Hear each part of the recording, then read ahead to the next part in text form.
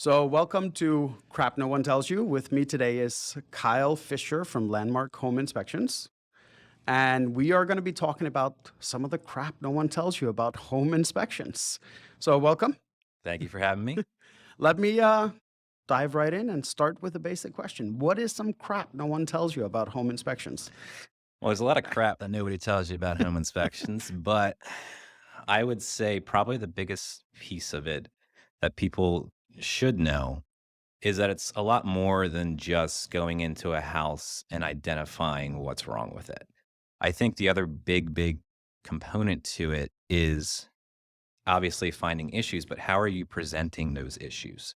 You got to keep in mind you are representing your client, but you are also working with professional real estate agents. And a good part of your business Correct. comes from your relationship with that agent. We're not in there to tear apart homes and to kill deals. That's not what the inspection business is. What we are there to do is represent our client as fairly and justly as we can and give them a neutral, unbiased commentary on the house so that they can make a professional decision. Because at the end of the day, this is probably one of the biggest investments of their life, right? And they're trusting us to provide them with a professional opinion on this property as to whether or not they're going to buy it. We need to remain as neutral as possible to convey the message of the property, but also to try to help facilitate the real estate process. One of the biggest hiccups, if you ask any agent, is going to be the home inspection, Right. right? We got to get through the home inspection. Yeah. So, I mean, that's a big aspect of it for us. Socializing, how gaining trust in the agents that work with us. They want to work with us, right? If they have a client, they're going to say, you should probably get a home inspection. And this is the guy we suggest. And that takes time. You don't Right. just get into the business and people are going to call me for inspections. It Right. doesn't work that way. That's the part people often forget when you're starting your business, when you're doing business. Is I tell people 90% of your success is going to be determined on the relationships you build, right? The other 10% is then the actual work that you do. Yep. Because you could be the best home inspector on the planet, but if you don't have relationships where people are actually using you, it kind of defeats the purpose. Absolutely. And I don't care what type of other marketing you do, it's still 90% of it is relationships. Yep. 100%. So your job isn't really to go in and try to tear the home apart, so to speak. Absolutely not. Your job is more of just finding what's actually there, right? Mhm. The trick is remaining as neutral as possible, right? So our reports now are more narrative style. And the concept behind that is telling them specifically, this is a component that we're obligated to look at from our standards of practice, right? We have to look at certain things. This is what we're looking at, and this is specifically how we're doing it. Just a little narrative caption. This is how we're looking at it. The end goal is to formulate this document, this report, that they can look back years later and say, okay, so this is the age of this appliance. This is the age of this. This is what type of siding I have. This is what type of shingles on my house. It's forming a live document of the property. Right. But also, what it's doing is creating a summary list of items that should probably be addressed. Whether or not they want to fix those issues or not, I'm not telling them that they have to do anything. Right. I'm just identifying and producing recommendations. It's up for them to decide what they want to negotiate with their agent. So it's really just making the buyer aware of what's there. Exactly. In its most simplistic form, that's what you're doing. Okay. So like I'll use let's take an HVAC system as an Mhm. example because they are fairly complex. Mhm. They're normally encased, Mhm. right? Like so your job would be to look at that HVAC system and evaluate it based on age, condition, all that stuff. But Yep. you won't actually tear it apart and measure are we getting the right heat readings out of the system? See, Like and I'm glad you brought that up because it is a pretty big misconception as well. Like we're generalists, right? We're right. doing a full home inspection of every component in the Hmm. house in about a 2.5 to 3 hour time frame, right? So it is a visual assessment of the readily accessible areas of the property. That's what a home inspection is. It's not an invasive quantitative inspection where we're like, you have 10 windows that have failed seals. You have 3 windows that have this or that. Like it's not a quantitative inspection. It's qualitative as a whole. Got it. And in terms of the HVAC portion of it, right, we're not going to be removing panels and covers. Now, we will do that inside the house if it's an easy boom, boom, we can pop the panel off. Absolutely. Right. Am I going to go out there with a, an impact driver and start taking off? Right. I'm not doing that. And there are certain things you can't check, like even inside of an HVAC system, you need to pull it apart. You need to, like a heating element. Right. There's no access to a heating element. Like you literally have to tear it apart to see the heating element. So you may not be aware that it's not functioning, but I'm assuming like you guys turn on the heat, you turn on the AC to see whether or not it's blowing hot and cold air, right? Absolutely. So, I mean, that's normal operating controls, right? So thermostat, heat, cool, right? Then you can do a temperature differential, right? We can take a temperature reading of what your return air is in the home and then compare that to what our supply temperature is. We have certain temperatures that we know are to be okay and other ones that aren't. If it's, let's say 85 degrees outside and the air conditioner's running and my supply differential is 4 degrees, it's probably not working very well, right? It's not very efficient. Right. It's just not running very well. And there could be a multitude of reasons for that. So your job isn't to find out why it's not functioning properly. It would just to be to notify the homeowner there is something here that may need to be looked at. So you mentioned homeowner. Now that's if we were doing a pre-listing, right? Yeah. So the home buyer I meant. We can do both. Right. We can do pre-listing inspections. That's not a problem. Some people like to have an idea of what it is they're selling. And it does tend to, ward off a lot of complications from a negotiation perspective. But most of the time, yes, we do work with buyers. And it's just a matter of explaining them big picture, you have an issue going on here. I'm not going to dig in and figure out specifically what's causing that problem unless it's something that's pretty observable. Maybe there's no air filter that's installed. Right. Now that is, I know it's like the air filter is the most simplistic thing that you can do to protect your furnace. Yes. It is. It's that simple. If you don't have a filter in there, your e-coil, your evaporator coil, is going to get fouled up. Correct. There's a bunch of stuff going into the system that shouldn't be going in. It's going to make the system work harder. So you would note, for example, there was no filter when we checked the HVAC system. Yep. The temperature difference was not what we would expect it to be. But you don't try to analyze, is the compressor failing, or is it the inside system, or is it's more of there is a problem here, we just need you to be aware. Right. And you can certainly do that, but you're gonna be with the tools that you have available when you're doing a general inspection. You're gonna be shooting in the dark when it comes to something like that, right? Because there's very specific equipment that an HVAC professional is going to use to diagnose that in a timely manner. Again, we're not there to diagnose, figure out why things are happening. We're there to identify the problem. So I gotta ask, what are some obvious red flags for you when you walk into a property?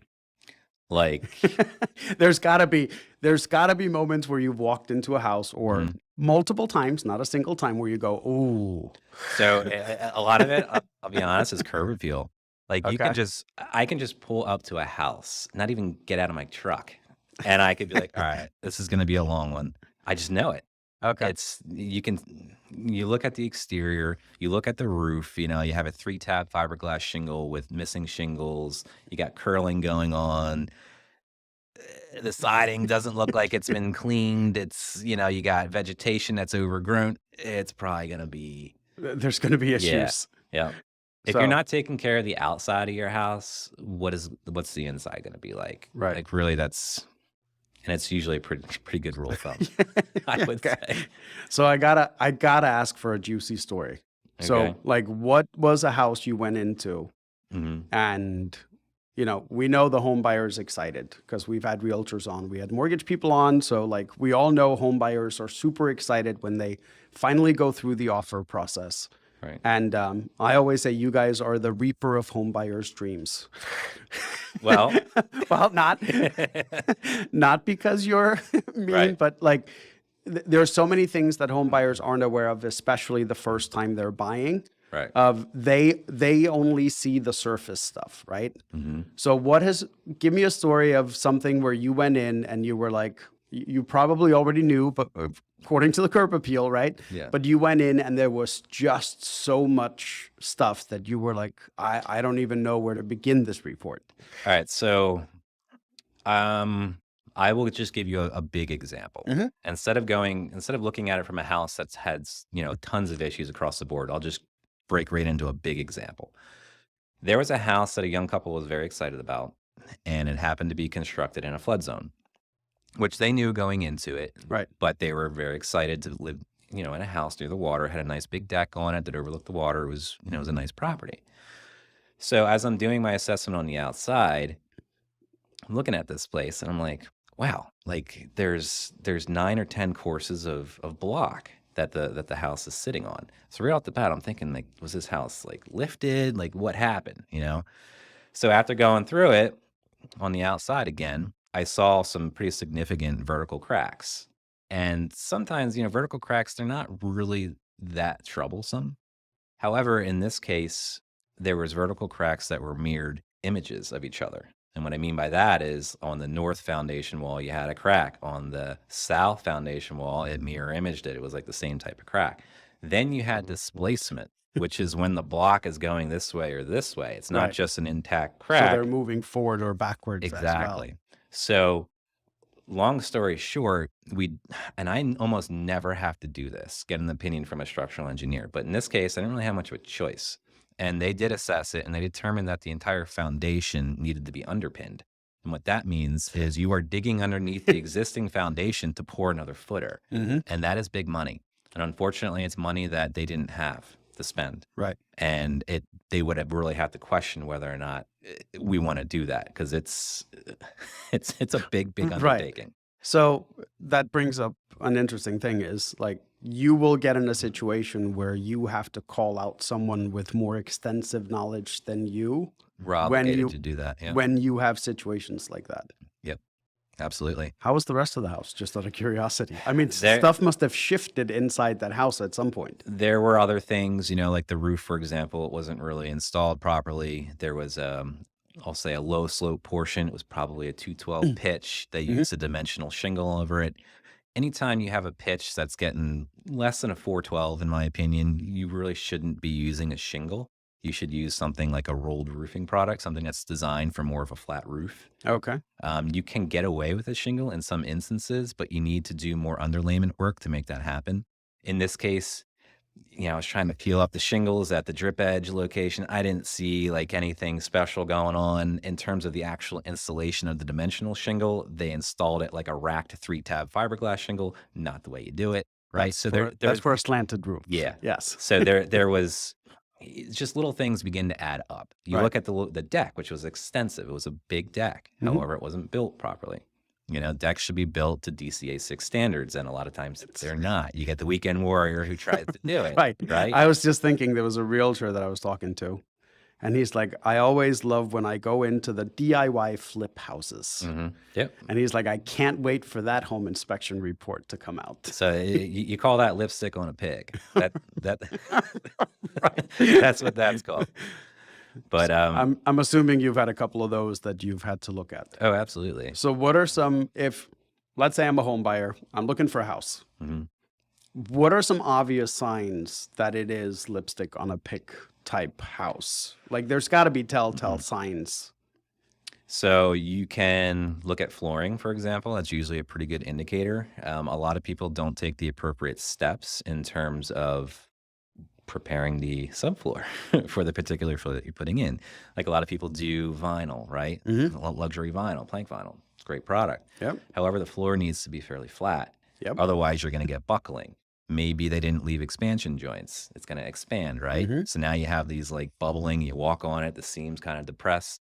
That makes you question things. Little things like that. It's like, you're doing flooring, which is inherently, fairly simple, but there's a lot of steps that need to Right. be taken to make sure it's going to be a long-lasting It's about the job. prep work, not Exactly. the installation. It's like right? painting, Yeah. right? Painting's easy. It's the prep work and the time that goes into that to make it a professional job. Correct. And you look at little things like that, just I think as a home inspector, it helps immensely when you have contracting experience, when you have done these things yourself, right? That's a game changer in our industry. If like, for example, myself, I've done kitchens, I've done bathrooms, I've done basements, I've done decks, I've done patios, Like I've done a lot of it, and you learn a lot of those intricacies, things that, the crap that nobody tells you about when you watch Right. certain YouTube videos, Yeah, right? I was gonna say It's YouTube is a common denominator on this podcast and too. Is yeah. like, yeah, So if you want to go down that route, watch multiple YouTube videos. Get an assessment from a lot of different people, and then you're going to pick up these little tricks that each one of these guys has learned Right. or gals, and that's that's important. Another thing I tell people is make sure you know what state the person is in that's building the deck, because the codes for Arizona are not the same as Pennsylvania or New Hampshire, right? Right. Like Yep. they don't have frost in Arizona. They don't Yep. need to dig down Yep. below the frost line to do certain things. Exactly. Yeah, And and that's actually huge because codes can vary by municipality too. And it's actually an interesting point because as inspectors, we're not code inspectors. right. We're not. However, we need to be familiar with the code. It's Right. like a catch-22, Because at the end of the day, if you ever go to, let's say, renovate the house, Mhm. right? You buy this house, you know it needs some work, and you need to file for permits, Mhm. right? You want to expand your deck. Right. Well, they're going to come out and inspect it, Mhm. and they're going to look at the old deck when they inspect the new one, Yeah. right? And they're going to go, when was that built? Yeah. Right? Because I had something like that happen. And fortunately or unfortunately, however you look at it, our deck sat low enough that there was no access to the footers. Okay. But I know a deck builder that had to do this, and they had to tear out parts of an old deck for the inspector to go look at what was previously there. Wow. Okay. That I believe, I forget what township it was, but he was like, it was the only time it ever happened. And he's like, from that point on, if we were expanding something, we Yeah. had the inspector come out before we started working rather than after. Yeah. But so what are some other common things that you guys find in homes? Like I'm assuming some of the standard stuff is like you'll have an old water heater, you'll have an old HVAC system, roofing. Like there's a lot of this, what I call the big stuff, right? Because nobody misses the big stuff. Nobody misses that, your outside compressor is rusted and falling apart. Mhm. But what are some of the small things that the average person just walking through a house wouldn't see that you guys often find? So, I mean, I think there's things that some people just don't really think to look for. Being like, let's say you're in an older house and you have what type of supply piping is coming into your house? Is it copper? Hopefully. Is it galvanized? Oh, Galvanized corrodes from the inside. You don't Mhm. know it's a problem until it's a problem. It's not a matter of, am I ever going to have to? It's a matter of when it comes to galvanized pipe, you're going to have to replace it. That involves digging up that's a major. whatever is under, Right. whatever is above it, Yes. right? So lead piping, same type of thing, right? They're basic things, but people might not think to look at them. So you Right. guys try to look at that type of stuff. Yeah, absolutely. So we, as home inspectors, there is no licensing requirement in Pennsylvania. Okay, that's another thing that Is lot of there in people that most don't. states or? in some states there are. Okay. In Pennsylvania, you have to be within good standing of a national home inspection organization. So for us, we're in good standings with ASHI and InterNACHI. You need to pass one of their ethics exams as Mhm. well as one of their nationally recognized exams. You Okay. pass that, then you need to have 100 paid inspections under your belt. Okay. And that's usually accomplished by shadowing another inspector who's Right. qualified. Once you get those aspects, then you can theoretically become an inspector in Pennsylvania. But you have, in our case, we follow ASHI standards of practice specifically. There's a set of standards of practice that we have to adhere to on every inspection. And those certain things are caught, they're identified because we're obligated to report on them. Okay. So how often do you guys find things like, I don't know, mold or dry rot, or because that seems to be like one of those things that when you watch TikTok videos, for example, right? Mhm. There's always that home inspector that's like pushing something with a knife and the stuff falls apart. And people freak out about all kinds of things like that. How common is that to actually find? I would say mold is fairly common Okay. because the conditions for mold they don't need to be that favorable for it to grow. I mean, you only need roughly 16% moisture content for you to get mold growth, right? Wow. So if you have a food source like cellulose, which by the way, it doesn't need to be mold on wood. You can have mold on metal, right? Mhm. If there's dust, organic matter that settles on that metal, then sure, you can get mold growth there too. It's going to be easier to clean up as Right. opposed to being embedded in wood. But to answer your question directly, yeah, we see mold all the time. It doesn't mean that we draw a big stink about it because oftentimes, if you control the source of water intrusion, you're going to control the mold. Interesting. So not if there is mold, Mhm. does there always have to be some mitigation done, or can you just kill the water source and the mold will die? So the way we always recommend it is recommend having it tested, right? There's no real steadfast way. It's 100% sure. Yeah, that's mold. So the way I'll Okay. phrase it is microbial growth because I Okay. don't know. I don't know. Right. I don't know. Yeah, yeah. I have a pretty good idea, Right. right? But the only way to really know is to have it tested, right? There's a whole bunch of different remediation companies that are out there, right? They'll do HEPA treatments, they'll do scarifying, they'll suck it up via HEPA filter. They will do encapsulation. That's probably one of the Mhm. safer approaches because you're not kicking everything around. Right. But do you need have a full-fledged remediation company come in for every source of mold? No, in my opinion, I don't think you do. Okay.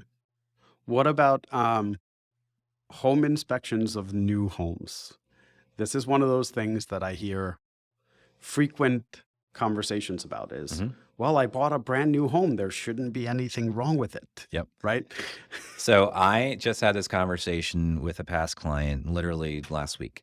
And they said, hey, Kyle, you did a previous inspection for me. We are looking to buy new construction this time. Like, what are your thoughts on whether or not we should have that done? I've heard some mixed things.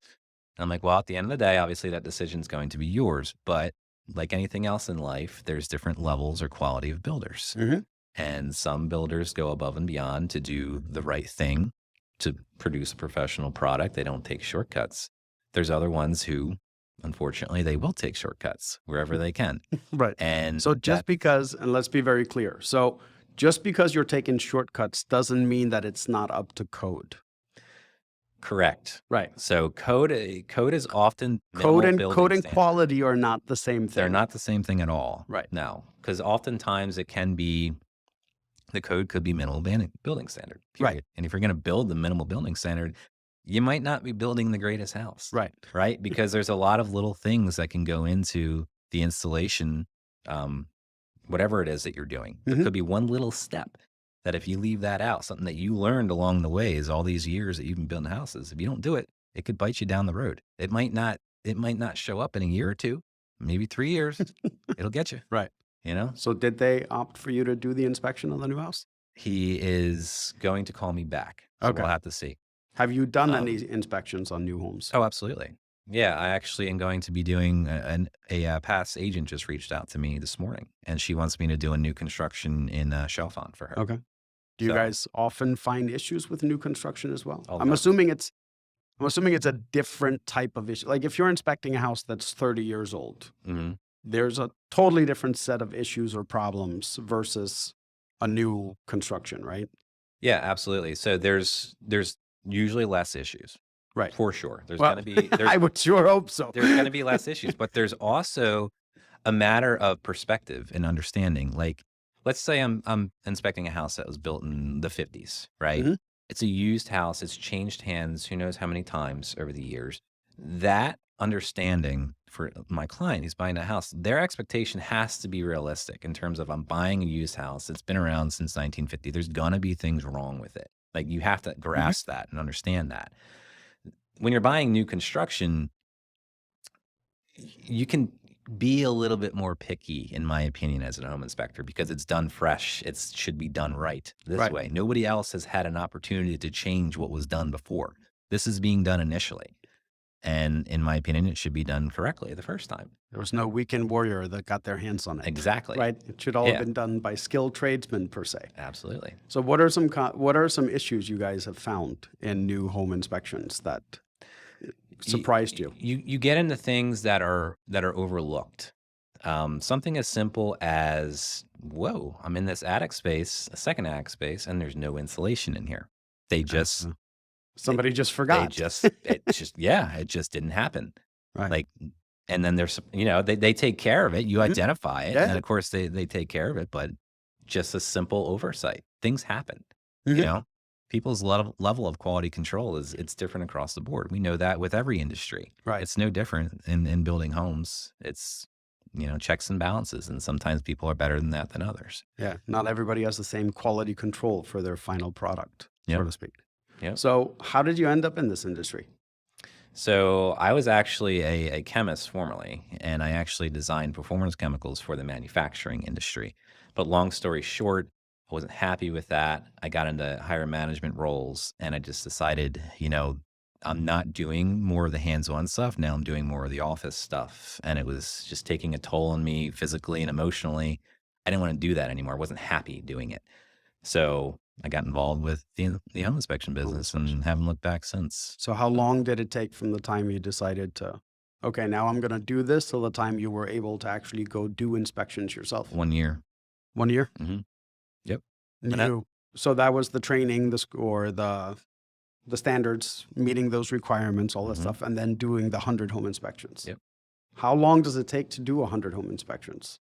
Well, that depends. It, Right. it I'm depends. like, I was like, you said 2.5 to 3 hours per Mhm. inspection. So at 100 home inspections, you're talking at least 300 hours Mhm. worth of on-site. That doesn't even include writing the reports, right? Right. That's just the on-site portion of it. Yeah. So 2 to 3 hours. That's on site, and then you have to go and write the report at home, which is other X amount of time. Again, home inspectors sometimes maybe they're very very good in the Mhm. field, and maybe their reporting skills are not as great. Right? Right. It all depends. Everybody's different, but we utilize obviously software. A lot of guys do now. We're not doing little clipboards, right, Okay. with piece of paper, right? So we have software, and I'll be honest with you, I would say probably 85 to 90% of my inspection report is completed in the field. Oh, So really? yeah, from that perspective, I'm not spending a lot of time at home writing the report. So you're just doing more of the editing portion. Basically, when I leave Okay. that property, I should feel very comfortable about everything that I have in it. Okay. And once I get it home, it's a matter of uploading it to my desktop and simply fine tuning it.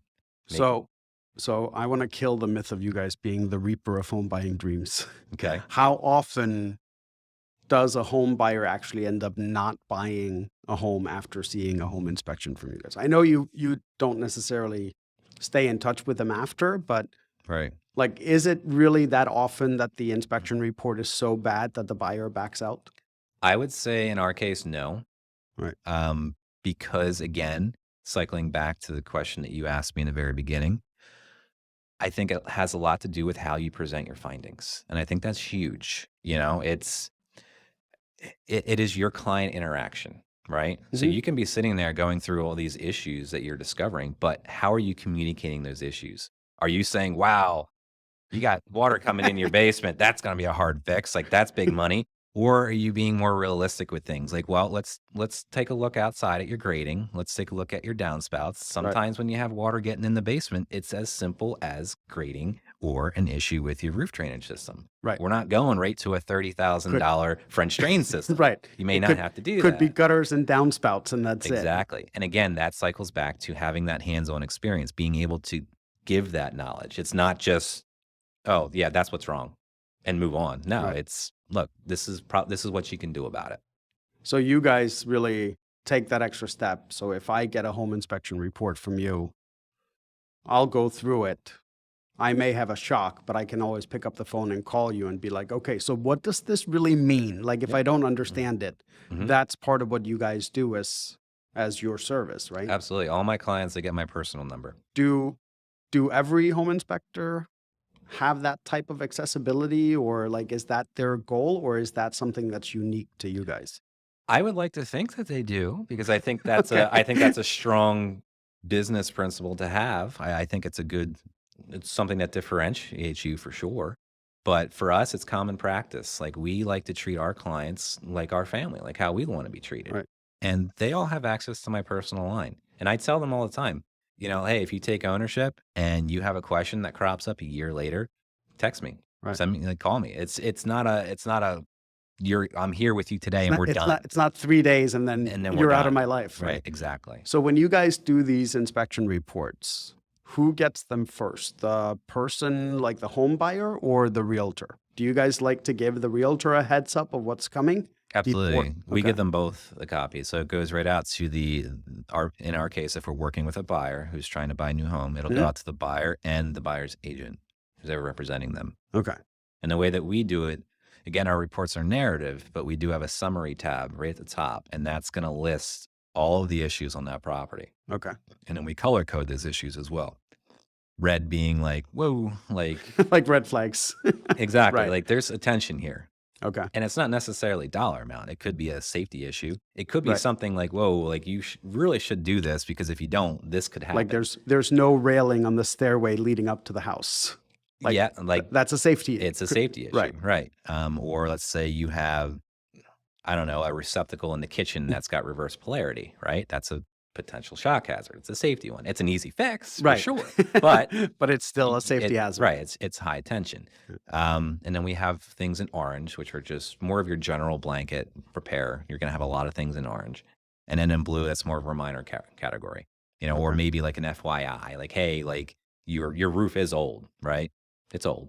It's, It's right. it's old. I mean, it's functioning. It's not leaking. Correct. But I'm just letting you know, hey, FYI, your roof It's it's going aged. to need attention sooner rather than later. Right. I'm not telling you go put a new roof on the house. I'm not telling you that. I'm just saying, hey, look, it's up there. So with a crazy market we've been going through, there was a lot of people that were declining or Waiving. waiving home inspections.